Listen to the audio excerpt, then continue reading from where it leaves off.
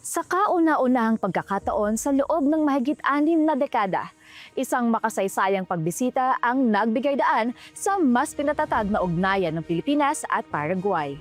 Mainit na tinanggap ni Pangulong Ferdinand R. Marcos Jr. si Paraguayan President Santiago Peña Palacios sa kanyang official visit sa bansa.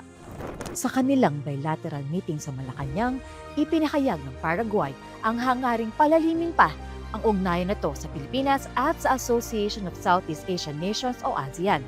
At binigyan din ang mahalagang papel ng bansa bilang gateway sa ASEAN market. Binanggit din ng Paraguayan President ang pagkakataon na mapalakas ang kooperasyon sa pagitan ng South America at Southeast Asia. Lalo't hawak ng Paraguay ang pro-tempore presidency ng Mercosur o Southern Common Market, habang ang Pilipinas naman ang chair ng ASEAN ngayong taon. Matapos ang kanilang pagpupulong, 3 landmark agreements ang nilagdaan sa pagitan ng dalawang bansa na nakatuon sa diplomasya, negosyo at mas malayang paglalakbay ng mga mamamayan. Isa rito ang Visa Waiver Agreement para sa ordinary passport holders. Ibig sabihin, hindi na kailangan ng visa ng mga Pilipinong bibisita sa Paraguay at ganoon din para sa mga Paraguayan na pupunta sa Pilipinas. Kilala ang Paraguay sa mga makasaysayang simbahan at bayan nito na itinayo pa noong 17th at 18th centuries, kaya naman malaking oportunidad ito para sa mga Pilipino.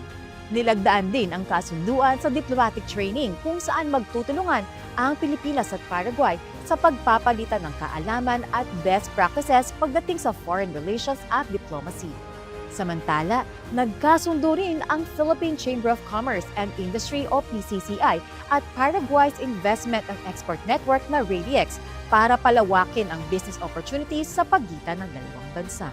Sa katunayan, noong 2025, umabot sa mahigit $2 milyong ang kabuuang trade ng dalawang bansa. Ilan sa mga pangunahing exports ng Pilipinas sa Paraguay ang mga personal care products, electronic equipment, mga piyesa ng makina at gulong para sa sasakyan.